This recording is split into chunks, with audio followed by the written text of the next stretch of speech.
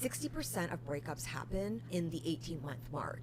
Why is that? In the 18th month mark, the chemicals change in your brain. So there's really two stages of love, neurochemically speaking. The first stage is like that passionate romantic stage. It's very dopamine driven. So dopamine motivates you to get more. That's why someone who could be very highly avoidant, the first 2 months are hopped up on dopamine. They will, make plans, initiate, text you all the time. And then when they kind of got flooded with their dopamine, they're like, they go back to their baseline behavior. Mm-hmm. So people need to understand that there's a natural transition in the 12 to 18 month mark where we move into the companionate stage of love. And these chemicals, they're called the here and now chemicals, more oxytocin, for example, which suppress dopamine. This mellows you out, makes you calm, it's very stable. You're not wondering oh, do they like me? Am I gonna see them this weekend? There's kind of a routine now. Mm-hmm. The mistake people make is they think that, oh my gosh, something is wrong. I don't feel butterflies. I love you, but I'm not in love with you, and they break up with their partner, when this is just the evolution of relationships. Mm-hmm. And it's just that Mother Nature isn't going to do the work for you anymore, and you need skills. And so what do some of those skills look like for maintaining that? How do you create dopamine? Novelty. So couples, it's really great if you learn something new, you take dancing, you travel somewhere brand new together, constantly being curious about your partner. Yeah. This is relationship hygiene. It doesn't happen automatically. So if you don't intentionally do it and proactively nurture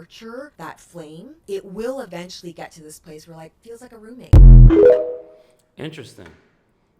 And I want to make a point just from what she was saying. To me, all she's saying is that relationships require commitment. So commitment and effort. Two things that I believe, me personally, and I want you to consider, I believe the Bible supports these things because the Bible calls us to what? Commit one to another in terms of relationship. To commit, how do we commit? In the ultimate way of establishing a covenant between a man and a woman and God, right? And you do that through marriage. So now you have this commitment to where now it's whether you feel like you're in love or not, you've committed.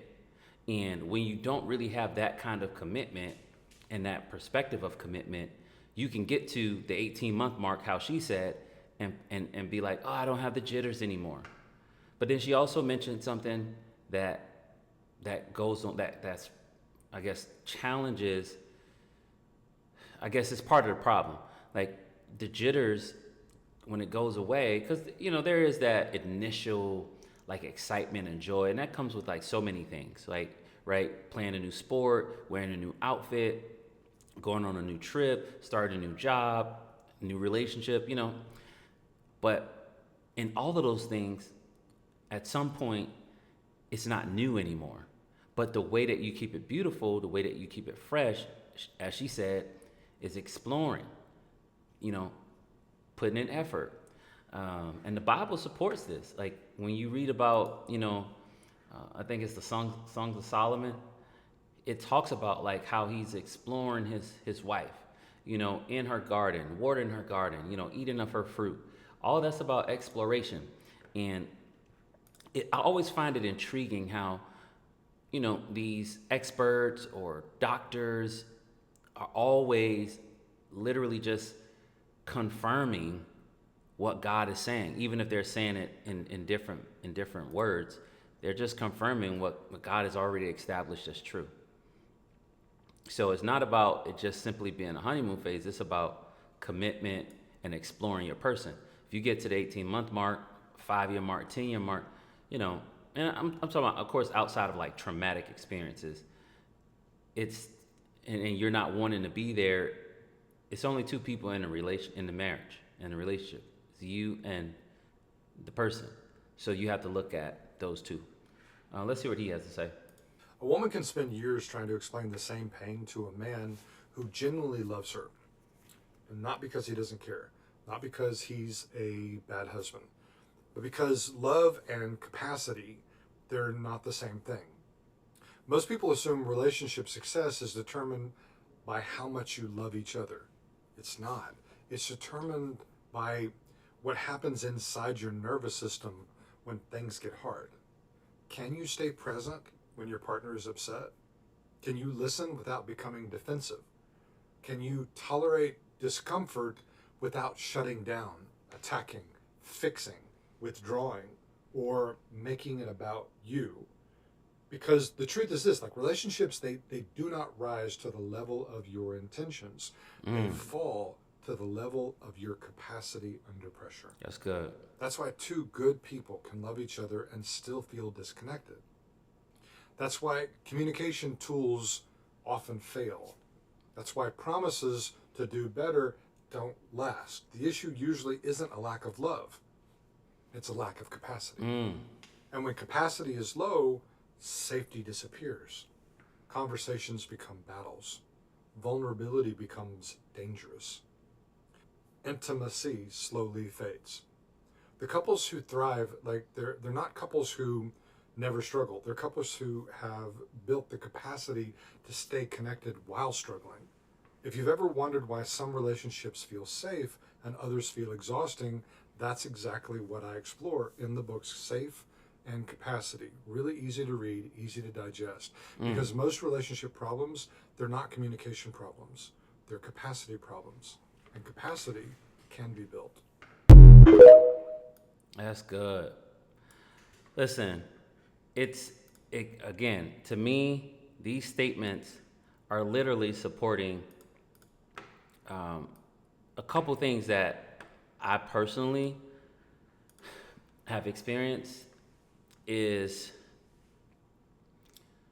not, it's not, he's saying it's about growing your capacity, essentially. Like under listening and growing your capacity.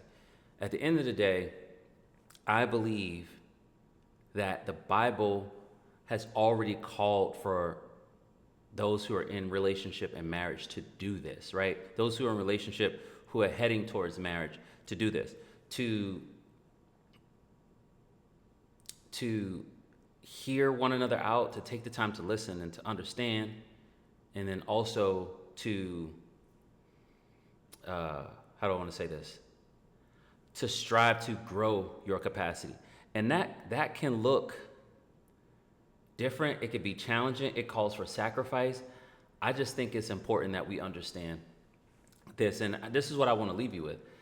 I think it's important that we understand there's nothing new under the sun. What she's talking about in terms of honeymoon phase and getting to a certain mark in a relationship and a marriage and realizing like, oh man, I don't have the jitters. I don't feel it the way I used to. That's why God calls for commitment, to serving of one another, sacrifice. And then what he's saying in terms of how a woman and or a man could be, speaking about the same thing and it not be understood by their partner or their spouse is because, truly there's some sort of either like lack of capacity to process it, to understand it, or just not being attentive, not listening. There's times I've done life with friends and I've had girlfriends and stuff like that. Never been engaged, but it's my desire to be engaged and married. But I've had, just in friendships, I've done them for a long time, whether male or female friendships, I've noticed that at times I do a great job at listening, and then there are other times where I drop the ball on things. And what I've learned from that is in relationships, right? You have to be attentive. You have to be willing to explore. Even in friendships, there are things I'm learning about my friends that I did not know or that I did not remember. They've mentioned it, but I forgot. It's usually me. I have wonderful friends. So I'll say this, just leave you with this.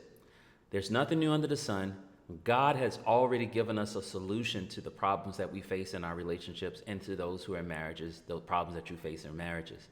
Commitment, exploration, attentiveness, understanding, and a willingness to grow your capacity so that you can serve one another in a way that's fruitful and long-lasting. Just something to think about. Y'all let me know what you think about it in the comment section. Connect with the brand online at www.there'shopebrand.com. If you haven't subscribed to the channel, please, and I'll see you in the next video.